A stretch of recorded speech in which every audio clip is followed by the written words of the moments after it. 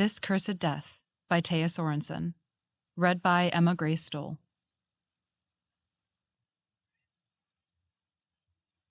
Prologue. Keo didn't remember dying. He remembered the minutes before it, stealing into a darkened, wintry train yard, Haldreus by his side in the only city they had ever known at their back, whispering jokes to one another to stave off the anxiety of being caught, the haunt of those they left behind. He remembered tucking his dark hair under a cap and throwing a knapsack over one shoulder. He remembered the woman, hair like butterscotch in frilly petticoats too clean of coal dust and light with silk and satin. Nobility, Haldreus had breathed, eyes wide and breath frosting the air. No way she's from Well. Maybe she's visiting the Kirchecks, Keo whispered back. He tugged the sleeve of Hal's brown duster. Come on. We can stow away in the empty cars, catch a few hours of sleep before morning. The woman had turned, as if hearing their words across the yard. Her eyes were like lanterns, chips of hellish amber fire. Her teeth were white knives, fanged and salivating, and sharper than any blade Keo had ever known. He didn't remember her moving towards him. He didn't remember being bitten. He hit the ground hard, but he didn't feel it. The shock was a distant thing, the throbbing at his neck even further. His fingertips went cold first, then his hands. It was a slow, aching feeling. Warm blood pooled from his throat and wet his cheeks. His vision fluttered at the edges. He tried to cry out to Hal, to warn him what she was. He didn't need to.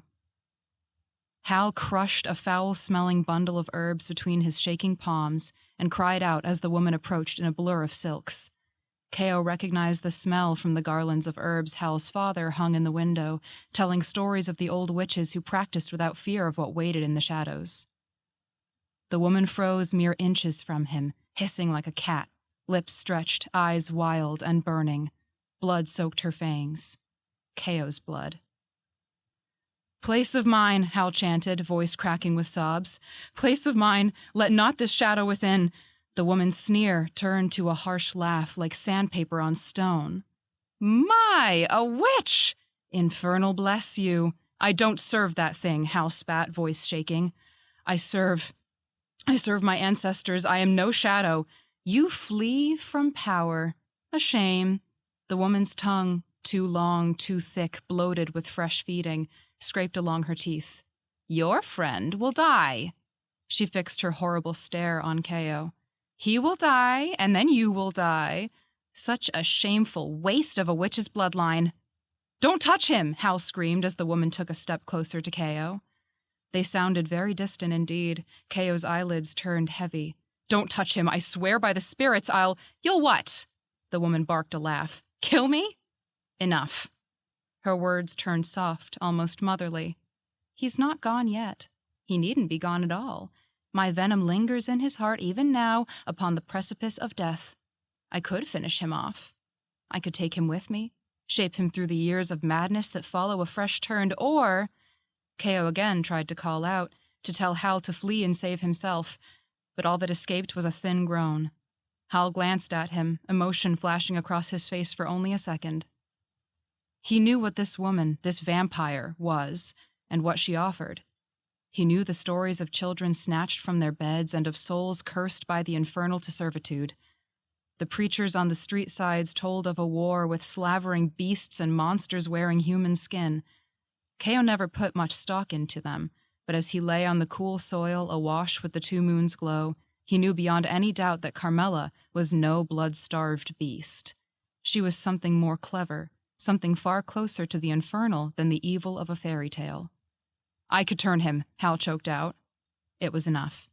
Keo wanted to scream at him to stop. Yes, the woman said, smiling, but you would need help. Will you help me? Me? The woman tossed back her head and laughed. No.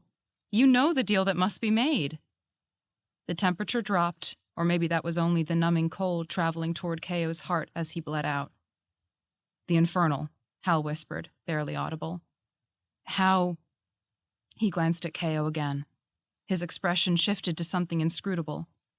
How do I do that? How do I find it?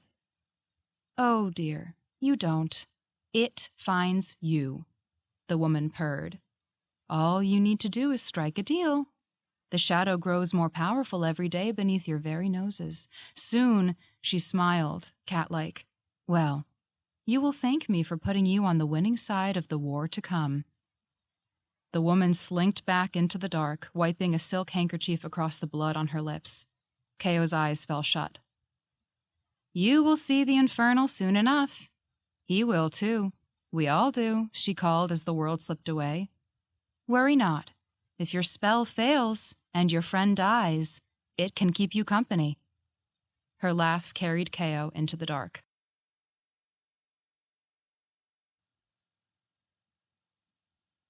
Chapter 1. 2 years later. Keo Minji woke on sun-warmed grass from the second closest he had been to death. It took a moment for his eyes to adjust, to feel the searing burn at his hips, and realize the pair of legs lying 10 feet away were, in fact, his own. When he collided with the earth beside the train tracks, the pain had been enough to knock him unconscious. He woke to find that the spell shielding him from the incessant sun had worn off, leaving broad swaths of scorched, sizzling flesh and a growling stomach. Inch by painstaking inch, Keo dragged himself to the cover of the tree line as he cursed whatever fool decided July ought to be a summer month. Smoke and the tang of burnt flesh curled into the clear blue sky. Hungry predators watched him with yellow eyes from the shrubs. By the time he reached the tree line, his skin was blistered with burns, and the sun was setting in shades of blood. He pulled himself up to a sitting position against a tree, screaming from the effort, not bothering to conceal the sound. There was nobody for miles anyway. In the cool safety of the shadows, the burns on his skin shrunk to nothing and grew anew over his thighs as if he never had legs at all. He stared at where his legs had been, struggling to wrap his head around their sudden absence and the already faded pain. He wondered vaguely if vampiric healing extended to regenerating limbs. Keo breathed a sigh of relief. He shut his eyes and rested his head on the soft bark of the pine he sat beneath, needles tickling his palms as he sunk them into the soil beneath. An owl hooted somewhere to his right. When he felt less like praying for Infernal to kill him, he would hunt it. His eyes flew open. The Infernal. Where was Infernal? Why hadn't he thought to call on Infernal? Hey! He shouted into the twilight. 200 feet away, a vole skittered through the underbrush. 300 meters away, a nightingale fluttered to its nest. Across the train tracks, the shape of a fox watched him with glint-eyed curiosity. Infernal! Nothing. Keo pulled himself closer to the tree. The fox tilted its head. He bared fanged teeth at it. The fox stepped from the tree line, cautiously trotting to the train tracks. It raised a paw over the sun-scorched iron rails, sniffing it. Keo snorted an exhausted, dry chuckle. The tracks stunk of coal and ground metal. The fox picked its way across to his side, drawing closer. It wasn't sure what to make of him. Keo saw it in its little furred face. He smelled like a corpse. He was as cold as one, too. And yet he looked back. He blinked. If he didn't think about it too much, he breathed. Force of habit. The fox's wet nose brushed his leg stumps as it sniffed him. Keo stayed still, holding his non-existent breath. Carmela always told him he ought to get over the panic of suffocating, usually with a sneer and a toss of butterscotch hair.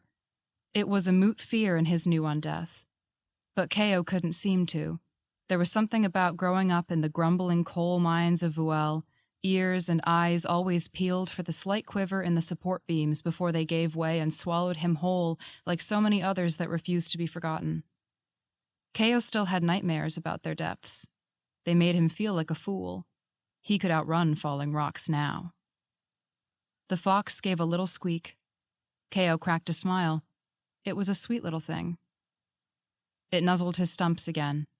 Sweet little sharp teeth tugged at his flesh. Keo swore, swiping a hand at its neck. The force and speed of the strike alone slammed it into the ground. It let out a surprised squeal. Keo snapped its neck. He lifted the dead fox by its scruff. You couldn't leave well enough alone, could you? His stomach growled. It wasn't as if a human would come wandering along the train tracks in the middle of the forest. To catch anything else, he'd need to drag himself along the forest floor and stay quiet enough to catch some disease-ridden vermin. He would be foolish to pass up food that had walked up to him and sat there for him to eat. Its fur was a soft, campfire orange with a downy white belly. He didn't have the heart to rip it open. Keo groaned, pushing his head farther back into the pine. He could tear out the throat of a human without hesitation, explode train tracks that would lead to the murder of thousands on Carmela's orders, yet he got soft at a little fox that tried to eat him. Ridiculous. He was ridiculous. Hal would never let him hear the end of it. He'd laugh so hard, clutching a stitch in his side and wiping exaggerated tears from his eyes. Keo, you're a spirit's damned vampire. You don't need to remind me, Keo mumbled. He lifted the fox again, looking into its glassy eyes, frozen in fear. He wondered how his own eyes were frozen when he died. He's right. Keo shivered. The infernal had appeared beside him, leaning back in the grass. It wore the shape of Haldreus, dressed in a turquoise waistcoat and dark creased pants. His brown hair was brushed back from a pale, square face. The first time it had appeared to him, in the train car, and settled upon Hal's shape, Keo hadn't been able to tell them apart. Carmela had explained it was the infernal that bound the shadow together.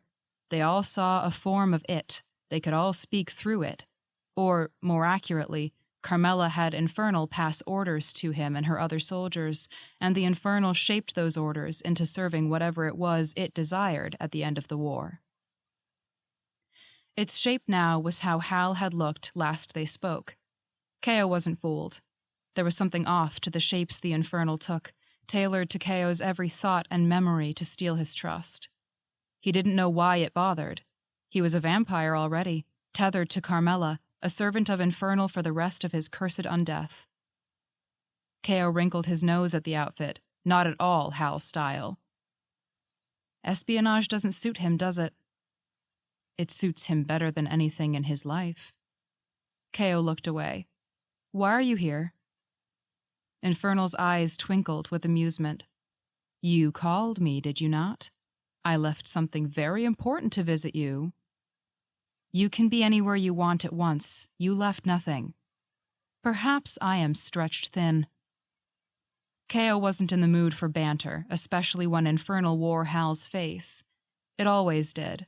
He shouldn't be as angry as he was, but it felt like blasphemy somehow, almost as if Infernal taunted him with the distance between them.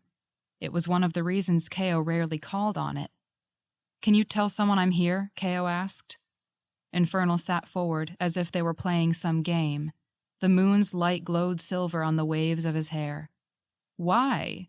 You've done your job. You would leave me to die? Perhaps I want you to prove to me why you're worth pulling someone else off their path to help you. Keo's sigh turned into a groan. You're really no help. I don't... Infernal vanished. Keo was getting better at blocking it out. He reached for one of the pine boughs above his head, snapping it easily. He stripped the branches and needles radiating off until it was only a branch with a thick offshoot near the top, enough for him to wedge under his armpits and pull himself upright on. The wood snapped. Keo barely caught himself on the branch, balancing himself with his upper body strength on the branches. He hobbled forward and immediately tipped, falling face first back into the ground. Keo snorted grass out of his nose. He peered to the left of the train tracks, where his legs lay awash in silver light, red flesh still visible where the sun had touched. Curse the Order of the Sunfire. What was worse was that he could hardly blame the people making an order of warriors against Infernal's shadow. Keo was a predator, after all, and who could fault prey for protecting itself? He was finding it quite a bit easier to fault them with his legs detached and the memory of falling onto the train's spinning axles as that smug arcanist from the Order smirked down at him, arcana rippling from her fingertips as his limbs moved without his permission. Divination, the Southerners called it, arcana that controlled flesh and limbs. For an order that condemned all things shadow, be it vampire or witch or whatever else, their sense of honor was lacking. The moonlight was pleasantly warm on his skin, diluted sunlight as it was. His eyelids drooped. "Hello?" Keo's eyes snapped open. Half a mile down the track, a man shouted. His feet shuffled through the grass, his wrists rattled with iron chains. An escaped convict, most likely. Keo had managed to derail the train's prison car before his abrupt departure. It hadn't been Carmela's orders, but he couldn't gather the energy to care. If he could stand and hide, he could ambush the man. But he could do neither, because one self-righteous woman had seen fit to bisect him. Keo was furious all over again. He hadn't been hurting anyone on the train. All he had done was make a brief snack out of that conductor and accidentally detached a prison car. Yet, somehow, he was the one waddling around on makeshift stilts like a circus freak, while the Order of the Sunfire rode off into the glorious, bloody sunset. He had also exploded the track lines behind them, dooming Stenramir's capital city to isolation when Infernal's shadow attacked, but that was inevitable. Surely the Order had to know they were fighting a losing battle. "Hello?" The man drew closer. Keo squeezed his eyes shut. If he responded to the man's call, he could lure him closer. The man would see his eyes. Unless... Keo flopped onto his back. His glasses. If that Order brat had shattered his glasses, he swore to Infernal he would rip out her throat one layer of flesh at a time. Keo flopped across the grass to where his legs lay, fumbling in the pockets of his pants. He'd taken them off to climb along the train cars in fear of them getting blown off his head. Sure enough, he plucked the sunglasses from his pocket and polished them on his shirt. He frowned, brushing his thumb across a crack near the corner of the lens. They would still work, however, and that was all that mattered. Keo had bought them while on a mission in June. It had been far too bright to do anything without the sun burning his eyes. The only part of his body the witch oil that granted him sun immunity couldn't touch. So he had bought a pair of cheap little spectacle sunglasses sold to tourists. Keo waited. He lay there, sunglasses wedged at an angle over his eyes, feeling like a fool as he rested his head on the edge of the warmed metal tracks, holding his breath when the stench became too dizzying. He cursed Carmela and her assignments in his head. He cursed Infernal, too, and Haldreus for getting him into this mess. 5 of them, Hal had said the last time they'd gotten to chat months earlier. He'd claimed to have found a lead for the Order hunting Shadow, and Keo had asked Carmela for a feeding weekend to gather his strength. 5 Arcanists? Keo asked incredulously around a mouthful of bread. No amount of vampiric instinct would ever rid him of a craving for good sourdough. Hal rolled his eyes, tearing off a crust of his own bread. No idiot, 5 people, 1 Arcanist. Keo swallowed his bread with difficulty. 5 new members of the Order. He remembered when the Order had been nothing but a passing rumor met with rolled eyes. 5 at one time? Carmela wouldn't be pleased. A trained Arcanist was bad news as well. Keo shivered at the memory of fire slung from the palms of an Arcanist he ran afoul of while on mission for Carmela. Keo had managed to kill him, but the burns had taken hours to heal. 5 new potential shadow. Haldreus, ever the spy. Are they dangerous? They had been seated in the corner of a noisy, crowded sailors' pub by the docks at a coastal city far south. It was the kind of place Keo grew up in at Vuel. He'd made coin through evenings as a server in a bar much like this one, darting between the legs of more important people. Here, they didn't get looks for slipping into Phi. They could speak without having to lower their voices. Hal blew air out his nose. Dangerous is a word for it. The youngest one is the Arcanist. She's a divination specialist, controlling bodies and the like. Huh. Keo looked down at the tavern's table. What is she like? Hal squinted, tearing the white flesh of the bread into little chunks and putting them in a line. Power hungry? She would be my target to turn to our side, but she's stubborn. and loose-lipped. She tells everyone everything she thinks. Ko smiled. A challenge. You like those? This is different. She's very committed. Ruthless, even. Hal shrugged. Ko opened his mouth to say something when Hal's fingers tensed. His chin turned almost imperceptibly. Ko held his breath. Hal smiled, tight-lipped at him. What? We're not alone anymore, said Ko. Hal's smile faltered. No, we are. Infernal just needed to tell me something. He frowned. Have you been blocking it out again? Ko shrugged, trying not to look as sulky as he felt. 3 months since I saw you. It's been a while. Hal was evading him. Ko didn't have the energy to chase. Ko pinned his smile back on. What jobs have you done for the Order lately? The night had been fine after that. Not what Ko had hoped for, but fine enough. He'd listened to Hal tell stories of his spying. The Order would send him to root out a coven of witches terrorizing a town, and he'd recruit them into the fold of the Shadow. When the Order concocted some scheme to corner a cabal of vampires, Haldreus passed the plans through the Infernal to Carmela. Endless, dreary work, but Hal insisted he loved it. It was impressive he hadn't been caught, but Ko couldn't bring himself to hate the Order the way Hal did. Ko spent that night listening and smiling and joking like he didn't feel how different things were now. He owed Hal that much. He was taking a risk speaking to Ko, a member of the Shadow the Order sought to exterminate in public like this. If the Order caught wind of their meetings, Ko didn't dare to entertain the thought. Ko liked fairy tales. They were something he never had as a child. There had been only a brief spit of years between when he was born and when he became responsible for his 3 younger siblings, and the only stories he'd heard there came from Hal's grandfather, a grumpy old Phi man that Ko liked to pretend was his grandfather. The stories he liked were the mad ones, where nothing made sense and there were more loose ends than in a tailor's first day on the job. Everything happened suddenly and then was taken back. One moment, people would be friends, and the next not, and then the one after that they would be together again. Hal and Ko used to be like that. Before. Ko's memory of his life was cloudy. Carmela told him it only got worse with time. That had scared Ko enough to begin journaling, an impressive feat, as he had never been taught how to write. He wanted to remember it. Life.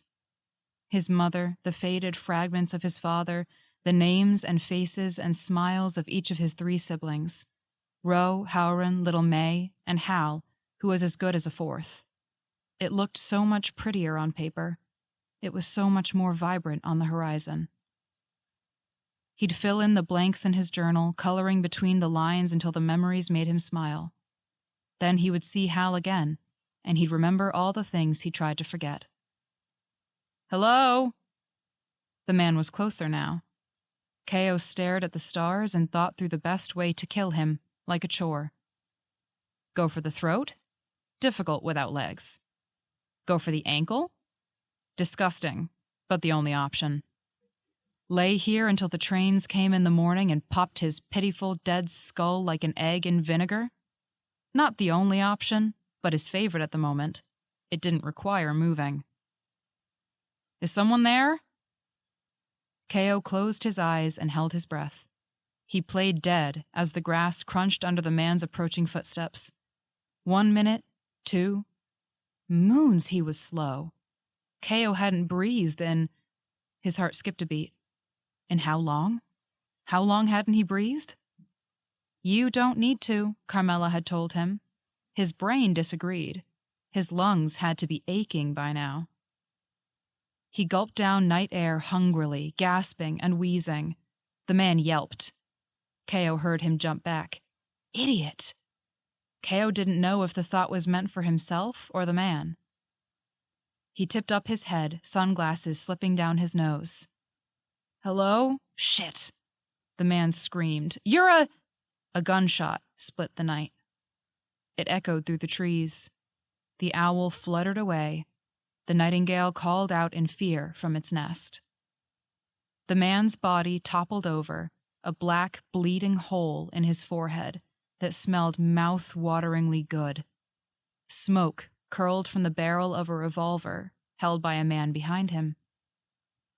Haldreus swiped off his gun before replacing it in his holster. He wrinkled his nose. It wasn't kidding.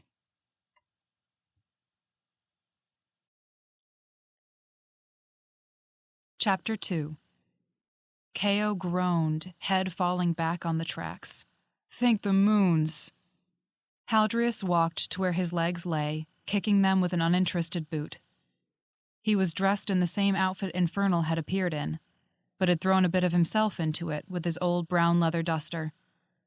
Scrawny, he commented. You're so funny.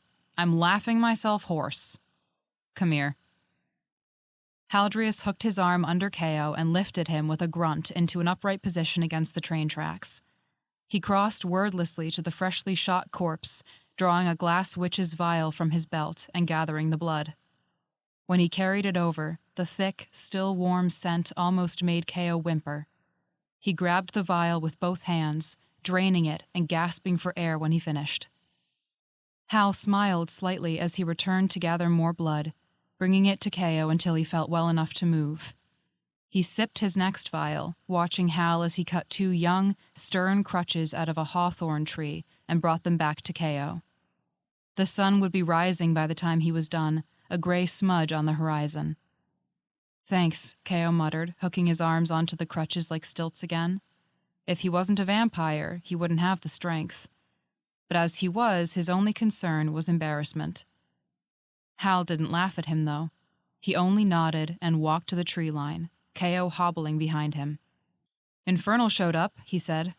I was in the middle of some delicate work when it said you had been bisected 20 miles outside of the capital. Ko was surprised. Infernal didn't expend that kind of energy for someone like him.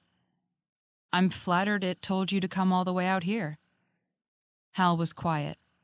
Crickets chirped. That vole skittered in the undergrowth. They were in the trees now. It didn't tell you to come, did it? Haldreus sighed, holding back a branch for Ko to duck under. There's a small hamlet through here, a grain mill. A family lives there. You can hide out, recover. I'll send word to get you new legs, the finest clockwork. Your healing should get you through the adjustment process quickly. Tell Infernal whatever measurements you can take. I'll have it pass on the message. How? Ko stopped, easing himself ungracefully into a sitting position between the roots of an oak tree. Hal walked a few feet further before stopping as well. He didn't turn. Infernal doesn't know you're here? Infernal knows I'm here. Infernal knows everything. It's part of the deal. Ko felt a twinge of annoyance. But it doesn't want you to be here. Hal turned, pulling a hand through his hair. He looked exhausted. The moonlight highlighted the stark, tired planes of his face. He was well-fed, healthy. More than Ko, more than they had ever been in Vuel. But he looked drawn, worried. Anxiety plagued him nowadays. Ko couldn't imagine him being a good spy. It was obvious to him. Hal was sick. Look, my assignment is very important. The Infernal told me you were out here to keep the Order away. It doesn't want them torturing intelligence out of you. Ko raised unimpressed brows. I don't believe you, Hal. I don't know what to tell you. Hal turned as if to end the conversation, but Ko wasn't done. You were going to leave me here. I wasn't. Hal faced him again, exasperated. Infernal is telling me to leave, but I'm still here, aren't I? It's still here? It's always here, Hal shouted back. The animals went quiet. The vole stopped skittering. Ko was finally holding his breath. You're different, Ko said softly. Hal's eyes flashed. What did you expect? You're not the one that died. You're not the one that's supposed to be different. I'm myself now. Hal drew himself up. Ko snorted a laugh. Hal snapped, What? You're only yourself when you think you can get away with it. Hal took a step closer. What's that supposed to mean? It means I miss you, Ko said. Hal blinked. Ko licked his lips. He felt as if they were on the brink of something Ko had been teetering on for a long time. It means you were supposed to be my brother, and I haven't seen you in months, and every time I do, it's all assignments and work and loyalty and what else? Meanwhile, I'm stuck doing nothing, expendable enough to let scorch in the wilderness. My job is important, Hal countered, and Ko wished he wouldn't. The old Hal wasn't this stubborn. The old Hal knew how to listen. And I'm sorry that Infernal thinks you're expendable. I'm sorry Carmela doesn't respect you. Maybe if you weren't what? Ko asked sharply. Hal stared at him, chest heaving slightly. A lock of hair had fallen over his face. Weren't what, Hal? Soft, said Hal. If you weren't soft. This war, what's coming, all of it, needs you to be strong. We need to be strong if we're going to survive. We need to be able to make the hard choices, do the things that need to be done, and you can, but you refuse to. Ko couldn't believe what he was hearing. I'm not a soldier, Hal. I never was. Not in life and not in this fucked up in-between. I'm not meant for wars, and you're not either. He lowered his voice. It cracked on his next words. I don't like who you're becoming. You're different. Harsher. Every time I see you, it's like a little more of you is somewhere else. Scheming, speaking with Infernal or Carmela or whoever else. Infernal gave us the power to change things. If I'm different, it's because I'm confident. I'm powerful. He came closer. His eyes glowed with fervor. We can change what needs to be changed. We can give justice to those who deserve it. We can be free. Free? Is that what you call being the Infernal's lapdog? I am nobody's servant. Ko knew he'd struck a nerve. He'd wanted to. Then what do you call running around following orders? Living at the Infernal's whim, its beck and call? Killing who it tells you, befriending who it instructs? You're a pawn. We both are, as much as we were in Vuel, maybe more. But Hal wasn't listening, and the worst part was, Ko couldn't be mad at him for it. I gave up everything, Hal said with deadly softness. Everything that day in the train yard. Ko flinched. I did this for us. Ko made himself look him in the eye. I didn't ask you to. Would you rather I let you die from Carmela's wounds? Ko looked away, burning with shame. Hal had never told him how the bargain had gone, not exactly. All Ko knew was one moment he was staring at the stars as blood gushed from his neck, and the next, he was awake in the dark of a train car, with Hal sitting quietly across from him. And Ko was grateful. Truly. He wanted to live. But that was the point. He wanted to live, not undie. I think I'm going to leave, said Ko, voice catching. He hadn't realized how much he meant it until he said it aloud. Hal looked like he'd slapped him across the face. I'll go south, across the ocean. Urel. You're not serious. I want you to come with me. No! It stung that there was no hesitation when he said it. That it came with a little disbelieving chuckle, like this was some flight of fancy. That gave Ko the anger he needed, and the words spilled out of him, things he'd rehearsed for months, yet always let die in his throat, yards from his tongue, miles from his lips. I'm going to make myself a life. I'm going to get through the shadow wards, and go to Yeski, to the cities your grandfather always talked about. Hal searched his face, looking for the lie, for the exaggeration. Whatever he found, or didn't find, he didn't like. You're not. I am. We could fix things. Hal was angry again, but desperately so. Ko couldn't be angry back. Save people, change the world. And you want to give it up because hurting people that need to be hurt makes you feel bad? No, not only that. Infernal doesn't care about me like it does you. I don't fit into its grand plan. I don't care about big world-changing causes. I care about people and things and me. Hal backed away. I can't believe you'd be that selfish. Not the Ko I know. The Haldreus I knew trusted me. He told me things in confidence. He didn't let himself be controlled. I'm not being controlled. Keep telling yourself that. Hal pressed his lips together. You're really going to do it. Ko took a shaky breath. Yes. You're going to leave. Yes. What about the wards? They'll rip your spirit apart. I'll figure something out. And Carmela? Ko flinched, but he didn't back down. I'll kill her if I have to. They both knew he never could. Ko tried to tell himself he could hide from her. Maybe the time it took her to hunt him down would give him just enough years to mock a mortal life.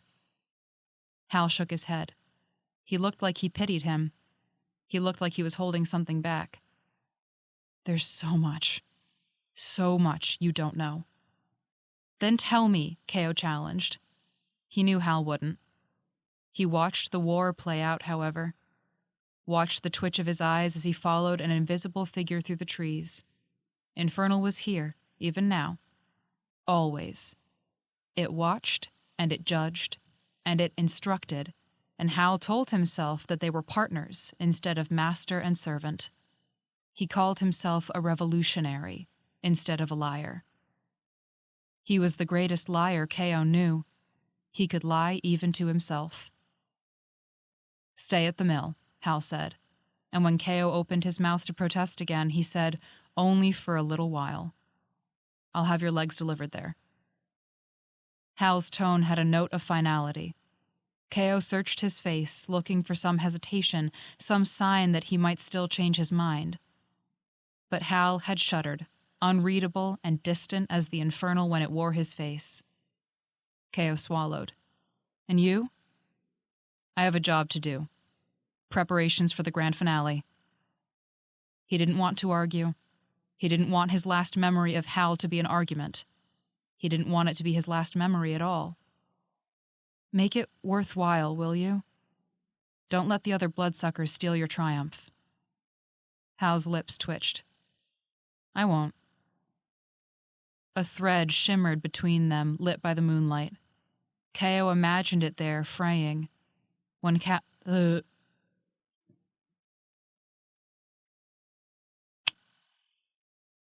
A thread shimmered between them, lit by the moonlight.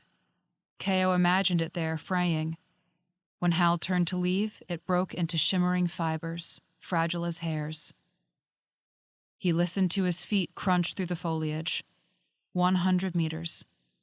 200. 300. 400. He listened to a mile of them before he moved.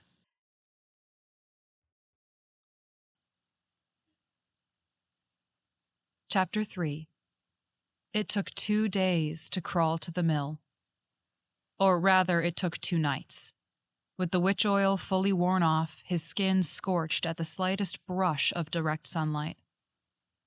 When he reached the property, he hauled himself to the mill, wincing at the rumble of the wheat grinder and the scream of the water wheel. He climbed a ladder to a high loft of rickety planks laden with wheat straw and sacks of freshly milled flour. An owl fluttered to the sill. Its yellow eyes reminded him uncomfortably of Carmela. The mouth-watering smell of blood wafted from the vole clutched in its talons. Ko hissed at it, making as if to lunge. The owl hooted in surprise, and in a furious flap of powerful wings, fled to the safety of the rafters, the vole slipping from its claws. Ko dove, tearing into the tiny creature's throat. Its blood was cold, but he didn't care.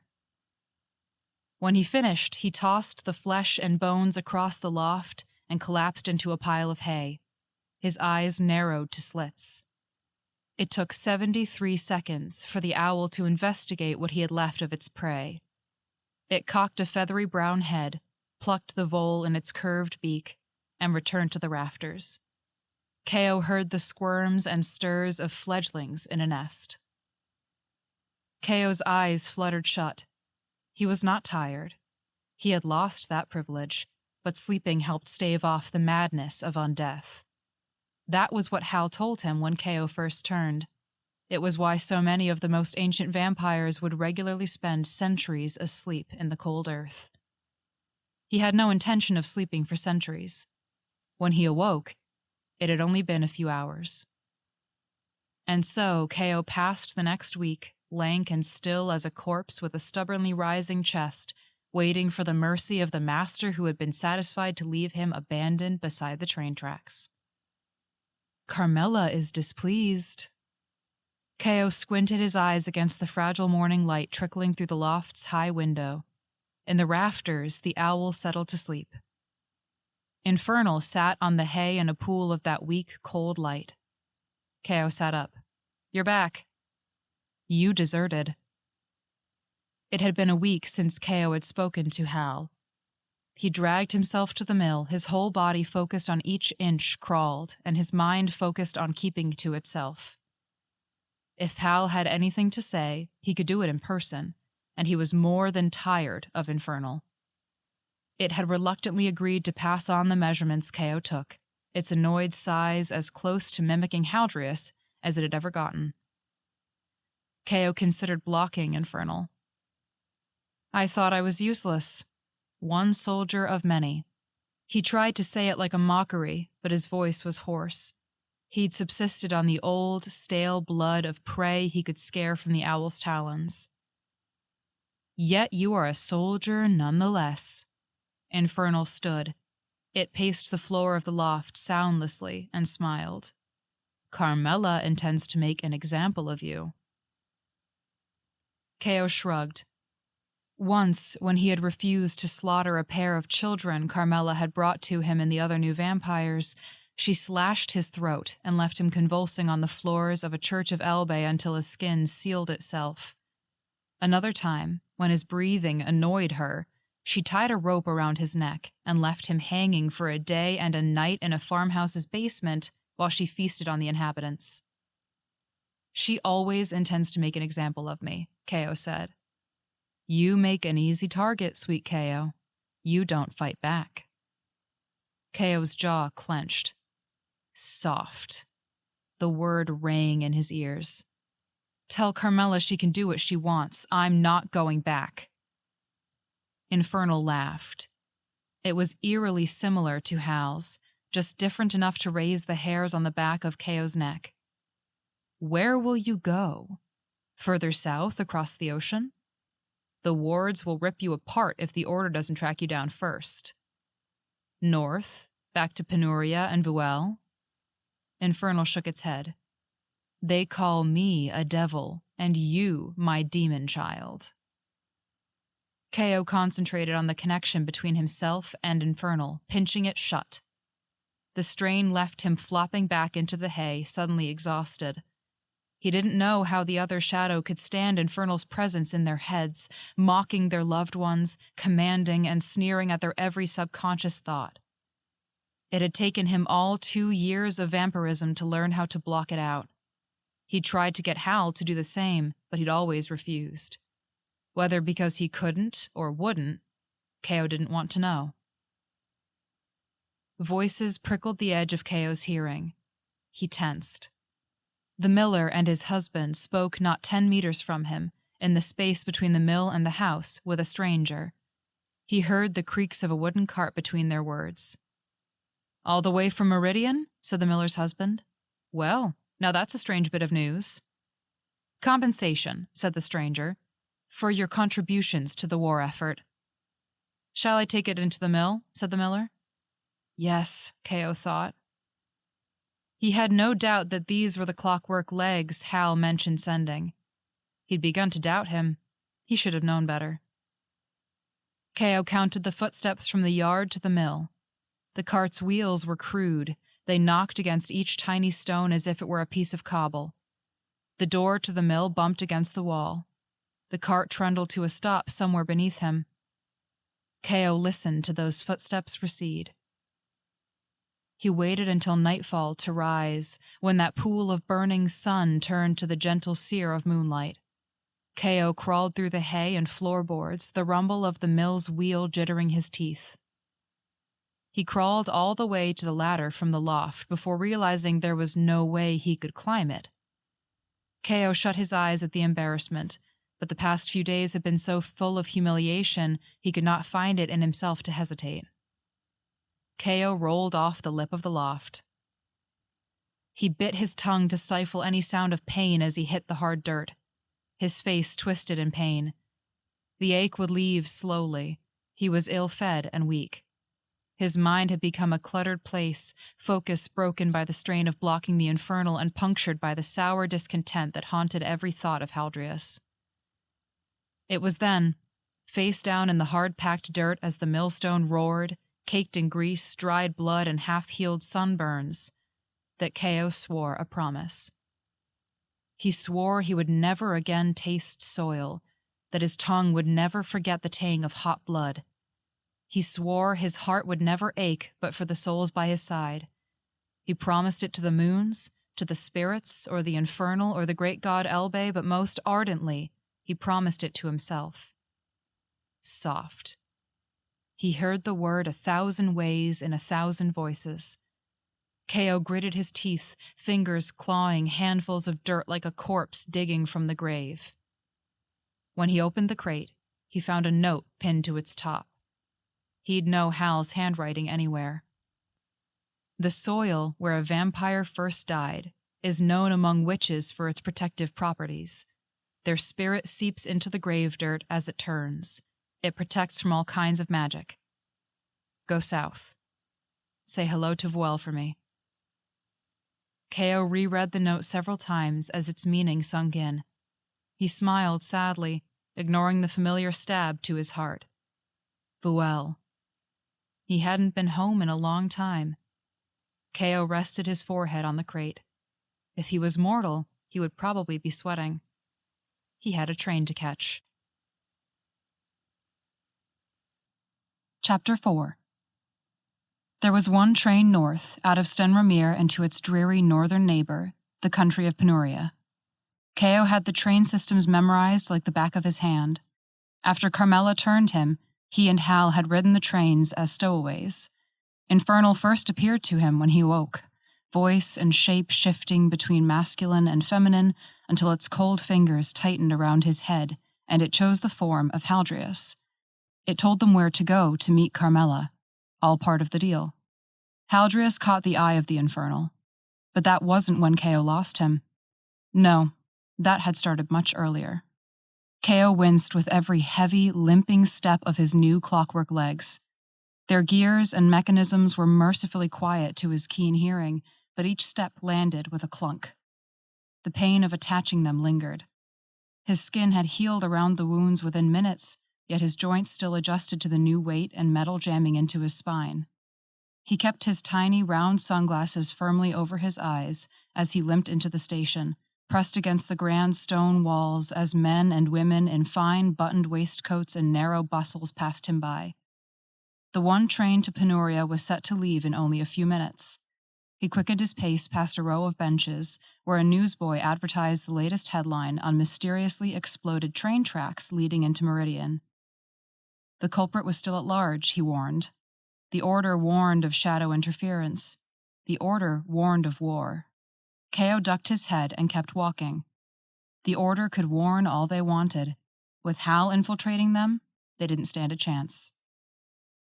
A man and woman stepped into Keo's path. Not looking past their boots, he muttered, "Excuse me." A man and woman stepped into Keo's path. Not looking past their boots, he muttered, "Excuse me," and went to push past. They didn't budge. The woman's hand locked around his forearm. "We'd like to speak to you," she smiled. Her eyes were a light, strange shade of brown, like poorly brewed hibiscus tea. Keo had watched Hal practice his witchcraft long enough to know what a glamour looked like. Her brown hair was tied in a vicious knot. She dressed in whites and creams. Ada, Ko recalled. He had trained with her under Carmela. They'd never gotten along. The woman shoved him away from the crowd. The man yanked open a door marked Employees Only. "Let's talk," the man said. Ko recognized him from a mission a few months earlier, all thick shoulders and eyes like crimson pinpricks. With Ada at his back, he knew he had no choice but to enter. "Hiram, right?" he said, trying to sound light and unbothered the way Hal did when he faced danger. "It's a pleasure to see you after so long." Ada locked the door behind them with a key ring smelling of blood. The room was small, crowded with 2 desks and stack after stack of train schedules and passenger records stuffed in bulging folders. "Carmela wants a word," she said. Ko sighed. "That doesn't concern me." Hiram crossed his arms. A cap jammed over his bald head, the glamour shimmering as it struggled to conceal his freshly turned, blood-red eyes. "She turned you. You belong to her." "Not anymore." Ada grabbed him by the back of the neck without warning. She pulled him around to face her and bared fanged teeth. "Infernal still graces your mind, does it not? You still hunger for the flesh of mortals?" Hiram pushed Ko's shoulder. "This one's too soft to kill. No wonder he flees. He refuses his very nature." "If I refused my nature, I wouldn't be speaking to you," Ko snapped. Ada slammed him into the desk, long-nailed hand around his throat. "Report to Carmela for the final assault, and she will find it in her heart to forget this ever happened," Ada hissed. Ko shoved her off. "I made myself clear. I'm out. You can tell Carmela she can't bully me into returning to her little cult." Hiram snarled, coiling like a spring. Ko's hand crept across the desk behind him, closing around a letter opener. "Fine. You've made your choice," Ada said, and pounced. Hiram lunged a second later. Ko had already pivoted out of the way, driving the letter opener through the back of Ada's skull. Hiram crashed into the desk. He was younger than Ko, more impulsive. Ko grabbed him by the shoulders and hurled him to the floor. Wind whistled in his ear. He ducked. Ada's hand sailed overhead, the same hand he'd seen nearly take off a man's head with one slap, if not for a few stubborn tendons. He steadied his glasses with one hand as his new legs wobbled. Ada yanked the letter opener out of her skull and spat a curse at him as she charged. He tried to dodge again. His legs jerked, the muscles of his lower back spasming against the unfamiliar turn of metal. She fisted his hair and flung him into the desk.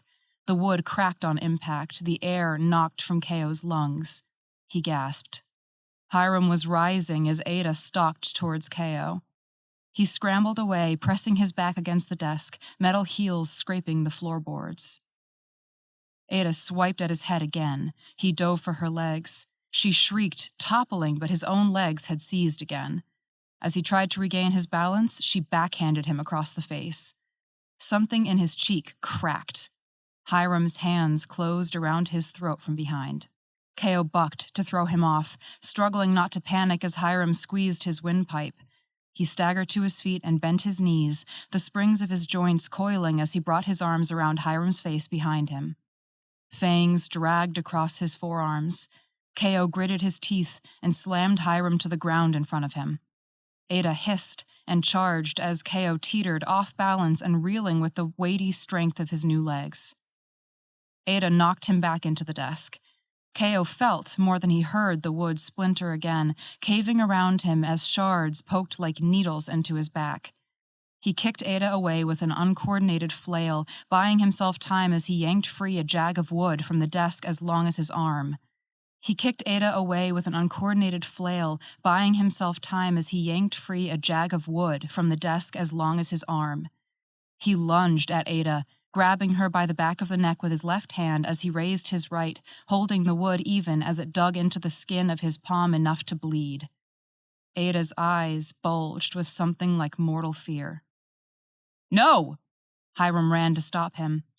Ko drove the splinter of wood into her heart. She twitched. Hiram knocked into him. He grabbed Keo's face and drove it into the stone. His nose cracked. Keo fumbled behind him, breathless and shaking as he found something soft and pushed. Hiram knocked his hand away. Keo grabbed his wrist, twisting around. Hiram reached for his jaw with his other hand. The bastard's trying to break my neck! It was one of the lesser-known ways to kill a vampire. Paralyze them and leave them to starve. It was also considered a dirty move by most, even Carmela. She'd taught them to defend against the techniques the order favored. Wooden stake through the heart, beheading, and burned alive. Keo twisted Hiram's wrist until he felt a snap. Hiram grunted. Keo reared and headbutted him. Hiram's weight disappeared. Keo struggled to his feet, chest heaving, hair wild across his face. He took a stuttering step to the desk, wincing with the movement, and wrenched the ragged wooden stake from Ada's stilled corpse. His hands bled black around its ridges as he made his way back to Hiram. Hiram was trying to push his wrist back into place. He raised his floppy, broken hand as realization flashed across his face. A yell tore itself from Keo's lips as he drove the stake clear through Hiram's chest. He twisted it deeper, gritting his teeth against the pain in his own hands. Hiram's eyes froze, wide, mouth opening and closing as if trying to speak. The other end of the wood scraped the stone. Keo stumbled away and into the broken desk, sending papers and folders scattering in a sea of white and aged yellow. I'm sorry, he gasped. The train would be leaving soon. His own clothes were ripped and ragged from the fight. His eyes fell on Ada. Other than the small rip in her shirt where he'd stabbed her, she was unmarked. The black blood that seeped from a vampire's veins did not stain. Rather, it found its way back to the wound and slipped inside before the skin healed over. I'm sorry, he whispered again, pushing his hair from his eyes. He knelt over Ada, hands moving mechanically. I need to take a little more. In Vuel, only the powerful wore pale colors. The wealthy confidants of the Duke, or the opium-dealing Kirchek family, donned unmarked white silk, while everyone else worked in the coal mines, shirt to skin stained in black dust. Ada's clothes were far from silk, but they held that same pale color that would hopefully tell the people of Vuel to leave him alone, that he was someone and not the weak-armed boy from the mines, a son of Phi immigrants with no family home or decades of Penorian wealth. It's not personal, he assured Ada and Hiram's ever-stiffening corpses. He couldn't think of anything kind to say. I wish you hadn't done that. When he had changed, he ran a hand through his hair one last time, hoping there were no splinters caught in the strands, and slipped from the office. Keo had a train to catch. Carmela wouldn't spare any further vampires from the war to track him all the way to Penoria. He wasn't worth the effort. Ada and Hiram's corpses, while regrettable, sent the message that Keo had no intentions of returning to her. Or that's what he hoped. He liked to think 2 years of vampirism under her, the woman who turned him, gave him some insight into the workings of her mind. Keo continued his unsteady path through the crowds of Stenrons. He tried not to think about the fear in Ada's eyes, or the last unfinished word on Hiram's lips that might have been his name, that might have been begging. Chapter 5. Keo had 4 siblings. He was the oldest. Haldrius was little more than a year behind, or he had been before Keo died. After that, it was Ro and Hauren, built with a single mind of sense between them. And at last, sleeping somewhere under frozen dirt in a Kirchek garden, was little May Minji, yet to see 10. Keo had been 17 when she disappeared. He had gone to hell when he worked serving opium in one of the Kirchek dens. The Kirchek family owned Vuel, more so than the Duke. Antoine Kirchek was certainly wealthier. Keo remembered it clear as day, tears streaming down his puffy, alive face, begging Hal to help him look. What can I do? Hal had asked desperately, hands on his shoulders, consoling him though Keo was inconsolable. Tell me! Your father's herbs, Keo had said between mouthfuls of the den's sweet, smoky air. And Hal's face had shuddered. He'd gotten that cold look in him, the face he wore when he worked with the Kircheks. I can't. My mother made me swear. It's May. Hal looked as if he were in pain. Witchcraft. It's corrupted. Infernal could call to me. Ko gripped him by his ratty collar. Damn your fucking fears to the deeps, or May will share the same earth as your damn mother. Hal had stepped back, brushing off his jacket as Ko released him. Fine, he muttered. I'll do whatever I can. He hadn't met Ko's eye. The spell had worked. Haldreus was a natural. It led them right to the garden of the Kirchek Manor. Ko had been turned away at the door, but Hal had walked right through, arm in arm with Antoine Kirchek as if they were true brothers and not the fragile falsehood Ko insisted he and Hal shared. Hal had returned, white-faced and still, after painful millennia of hours. She's in the garden. Ko shot to his feet from the lip of the fountain. Where? Why are they keeping her? Hal's eyes had filled with tears. But he hadn't spoken, only led Ko to the iron fence that barred the gardens from the streets. Margaret Kirchek had planted a new bed of marigolds. Antoine said she saw something she shouldn't have. She was scared. She went to the guards and, Hal had said shakily. Ko had sobbed, but Hal's tears never touched his cheeks. Someday, he'd whispered, I will kill him, and I will tear the rot from this city with my bare hands. Ko had shaken his head. You won't. I will. You won't. Ko spun to face him. He is Antoine Kirchek. The Duke belongs to him. He pays your wage. Promise me you won't. Sometimes Ko wondered if he had lost Hal there beside the marigolds. The hate, that black and righteous thing, had filled his eyes until they lost their color. Sometimes he saw so much of himself in Hal. Sometimes he forgot rot was contagious. The train shook and rumbled as it pulled into Vuel's station, rousing Ko from a drowsy half-sleep in the luggage car. He clambered his way to the door, forcing it open with shaking fingers. He leapt while the train slowed, hitting the spiky grass hard. His roll was graceful, but his body still ached, and the moonlight still stung. His legs hit the ground first. The shock was a curious sensation traveling through his feet of solid jointed metal before they hit too sensitive, starved nerves. They clunked and whirred as he stood unsteadily, digging metal heels into dry grass scattered with stray autumn leaves. He heard their rattle as they brushed the disused train cars. 600 meters to his left, the boys tasked with unloading the train told cruel jokes about their supervisor. He had been turned somewhere in this train yard. The scar Carmela had left on his neck tingled as he walked, still adjusting to his new legs. His grave was somewhere close, but Vuel had changed. The part of the train yard he and Hal had stolen into that fateful night was gated off now. That was no issue. Ko could split the metal easily under cover of night. The problem was the loosely uniformed men and women that now patrolled its perimeter. They wore the insignia of the Duke's Guard, but the faint smell of poppies lingered where they walked.